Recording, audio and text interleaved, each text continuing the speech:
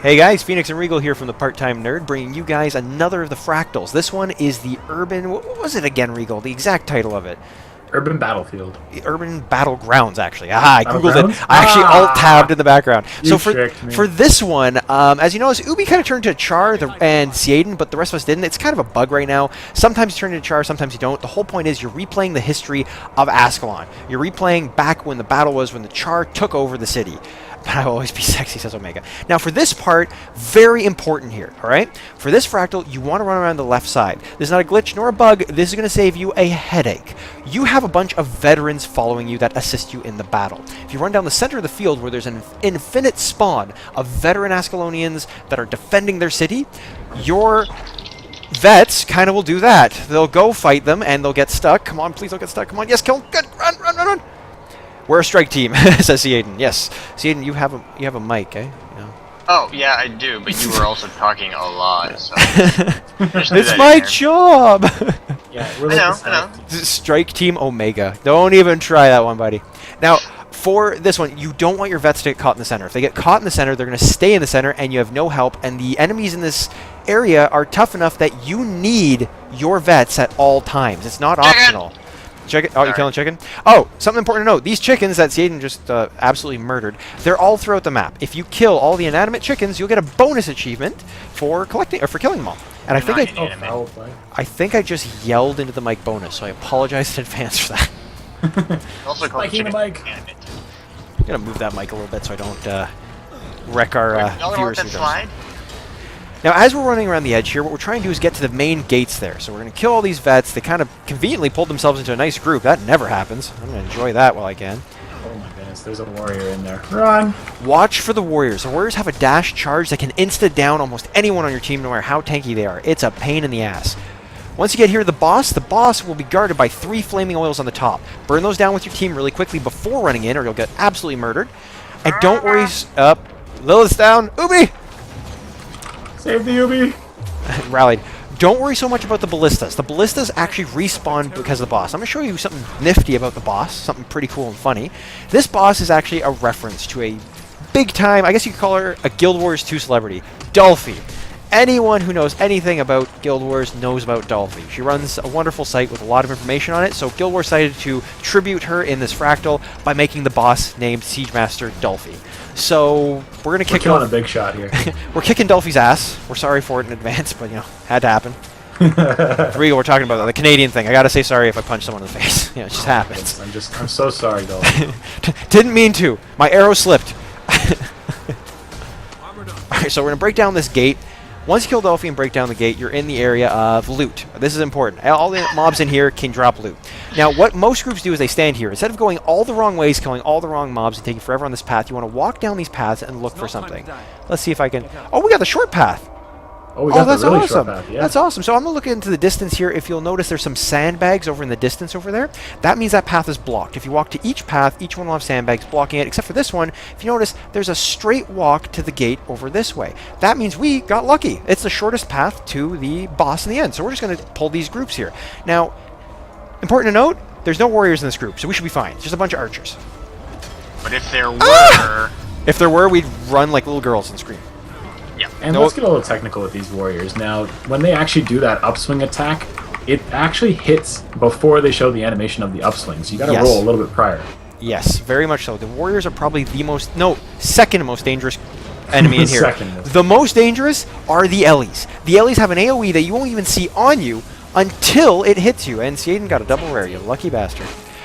You won't even see it until it's already hit you, and the potency of that hit will knock you right the hell out. Yeah, there's a mage. Oh my god. It even says unpredictable. Oh my god, I hate it. Brutal. Now, as we said in our previous Fractal runs, we are doing all these at the level of 28, because the fact we want to give you an average... Jesus! Not an average Jesus. We want to give you an average difficulty scale. Most people will farm either the high ones or the low ones, so we do want to give you an average sort of rating here of what the difficulty could be. No, bad pet! Oh, the vets did get pulled. At the shorter path, something that is noticeable is this ballista sometimes will pull your vets. If the vets run in first, you got nothing to worry about. They'll take the aggro and you just burn down the guys. Just the Jesus... This So yeah, Jesus not just only are doesn't those cut it. mages dangerous to you, but also to your veterans. When there's enough mages, they can actually AoE and kill your veterans. Now you can res your veterans, but if they die quick enough, I mean, you won't have time to res them, and you're just screwed for the next fight. Ooh, I got a rare. Saden is typing furiously while having music in the background that I can hear through my headset. You can hear that? It sounded old time. If it's not him, sound bombing us the first time he was in a video, he's could've got a said train. that earlier. I could have, but it's more funny this way. We're an entertainment show. Come on, guys. Wouldn't be entertaining if I just told you. Oh God. man, that's a mage Now, warrior combo. for this part, you want to stay back. You don't want your vets accidentally getting pulled in. So we're going to stand back at this door. Our buddies are going to run in. Oh, no! Two of you got fucked! Got owned. Oh, I'm going to try and pull the I vets in. stayed hidden. Let's see if you guys can stay cloaked for a bit while our vets kill stuff. Now, you want to pull the vets back down to the door. If you just run in there, guns a-blazing, there are way too many vet groups, they will kill you quickly. You want to pull them and utilize your vets in one group at a time. Don't gung-ho, don't go in there and piss off everything. Your group will hate you and you'll all die. No, not the warrior! Oh, Alright. hey, rally! No, run Nice away! rally, nice rally. I saw that. I didn't even mean to do it. I just... Oh, book a GG! Omega's awesome. Well done. Important note, if you do wipe, most of the time your vets will pretty much kill these Ascalonians anyways, but you'll reset. And when you do reset, you go all the way back to the camp at the beginning. Now, once you've passed the doors, a very good thing to keep in mind is once you pass those doors, your vets will catch up to you. So once you die and wipe, when you respawn, you can actually run back through the front doors without having to take that side path we took originally. Oh, is that two batches? Oh, there goes Oh, vets. the vets have gone in. Let's go, let's go, let's go. Let's do some damage. Oh, that is early. Come on. Just Couldn't take we out... got a little bit more done. Oh, we got 2 packs. Oh my god! Yeah, this is not gonna end well. Sometimes your vets run in. If your vets run in, go in with them, do as much damage as you can before you die, try and kill as much of the siege as you can. You're going to wipe, it's going to happen. Now, if we die, we have to die as a group. So because a couple of us are dying, okay, I'm dead, perfect, we all have to die together. Seaden cannot back off. If Seaden doesn't die with the rest of us before we reset, the vets won't reset, and that's important. So if your team goes down, you fight together, All for one, one for all. yeah, you die together. It's going to happen. Otherwise, you're screwed for this part. Now, where's Seaden? I'm being a bastard. Oh, come on, buddy. Just do it. Go in, guns up blazing. That was pretty epic death, I gotta say. So now we're all going to retry together, and as you'll see, we'll be respawned all the way back to the camp. We do have to walk back through, but we can walk straight through the center. We don't have to worry about going along the edges. Put my pet to passive. Don't hit me, don't hit me, don't hit me. Put on speed. Words of warning, if you do like to switch your build up depending on which fractal you're in, this one can be a problem because sometimes it glitches, like in some cases where you're not unable to switch your skills, especially if you transform. Yes, I know. I think they fixed that recently, but I have heard some players are still having a bit of trouble if they transform to a char. So you'll still get the little arrows above your boxes when you're a char, but you won't be able to switch them. That's only if you're costumed into a char, not if you're actually default a char. That would suck. That would Reagle, you'd be screwed every pack. Everything. Wait, Reagle. Oh, we don't need him. You got your axe. I did. Yeah, yeah. Oh! My sweet legendary, yeah. Oh, I was confused. I was like, wait, what's going on? Yeah, you've been working hard for that since day one. Okay, now there's the hard part here. They're kind of stacked on top of one another. That's okay. We'll pull a little bit of it. Let's see if we can pull only one group. Now, sometime... Oh, there we go. The archers are coming, so let's back up a bit. Use the tree. Thin their ranks. Omega says to use the tree for line of sight, which is definitely a good idea. Now, considering they're already on the tree, and the vets are already running in, we should be okay. Let's just try and target them down as quickly as possible. Definitely the warriors first, guys. Let's get that warrior. We're lucky that there's no mages in there.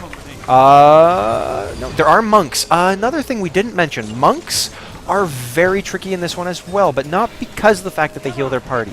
If there's more than a couple monks in a group, they have a buff that they can send out to their group that gives them might. The same one the Guardian has on his staff. They have that same ability. If there's more than 1 or 2 monks in a group, they can buff everyone around them, because they don't have the limit of 5 like we do. They can buff every NPC around them with 25 stacks of might and kick your ass rather quickly. So be careful. Insane amounts of damage. Yeah, it's ridiculous. Sometimes you're just like, what the fuck hit me? And it was just some guy that had a weak attack but had Kill the monk. 25 stacks of might. And while you were talking, we lost Omega. Oh no! Omega down!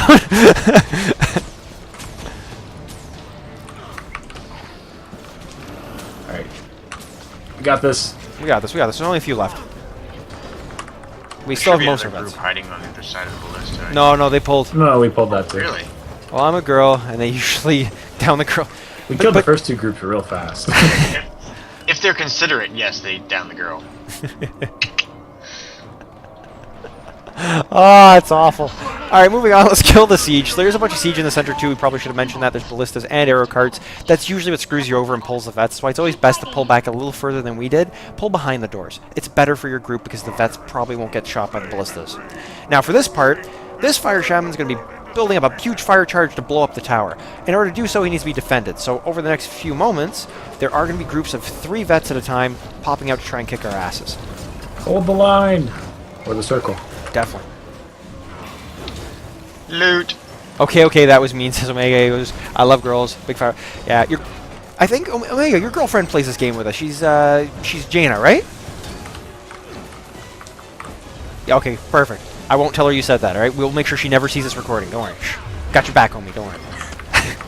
It's okay. She's one of our subscribers. It immediately gets emailed to her. I know. What did Omega say? Gonna get an ass whooping.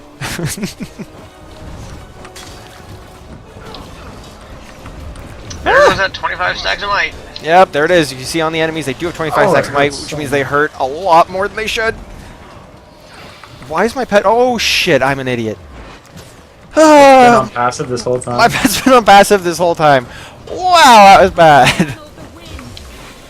Come on, you lazy veteran, shoot something. Lazy pet. It was my fault. I told my pet to be No, lazy. veterans are lazy too, man. They're like dudes trying to kill us, and they're just like, "Oh, what's up?" Now, some people say to stack on the boss after this part so that your vets actually get aggroed. What I've noticed, I don't believe that to be true. Because your vets don't get aggroed by stacking. Your vets get aggroed by getting hit by the boss. If the boss doesn't hit them or target them, they're not going to be aggroed. So you can stack all you want. You need the boss to actually hit them in order to get their attention so they'll fight them.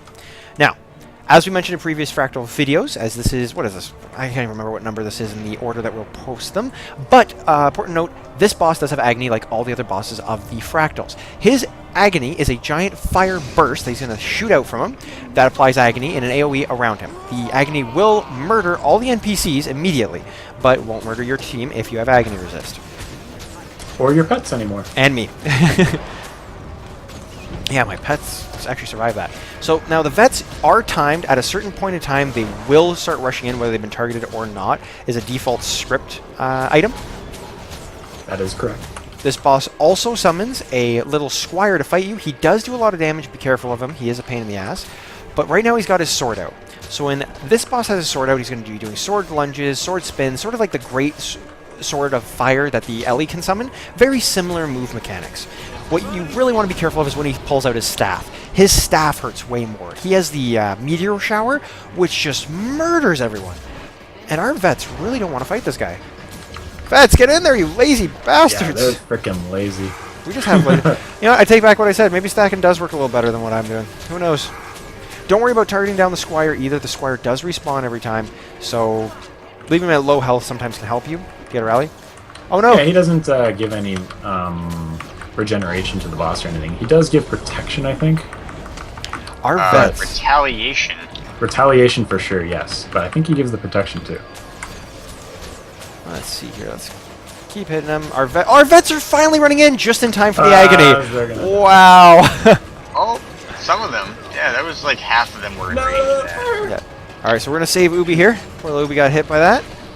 Now that is something to avoid. If you don't have enough AR to survive this, but you're still running with a group of friends and you kind of still want to go through this, you can survive that agony by being out of range of it. It is a shorter range AoE. Oh shoot, he's got a staff out. Yeah, as long as you're 1200 range, you'll be good to stay out of it. There's a meteor shower. Meteor shower, one of those meteors can insta-down players. I've seen it happen. It's a very hard hitter, and it stays in that area for a while. Poor Ubi found that out the hard way. If you have a keen eye on the boss, though, you can see the animation. He, like, reaches to the sky when he activates it. Mm-hmm. All right, Haha. I evaded out of his agony. Nice. I'm actually more terrified of his sword, because when he does that spin attack, he insta-downs my paper warrior. I notice how it's been upgraded from tissue paper to paper. Congratulations. Right, it's more like cardboard, I guess. Still pretty flimsy. Now this boss is very 4-manable, even 3-manable. I've seen it in the later stages because he doesn't have that much health. It's just about learning the mechanics and staying away from the hard-hitting spells. Like right now he's got the sword out again, so he's going to be doing some spin moves and spin dashes and that sort of thing. So just stay far enough away from him so that you can have time to dodge away. But he's pretty much about to be burned down, and there we go. That does it for the Urban Battlegrounds Fractal. Thanks for watching. Check back for more Fractal videos.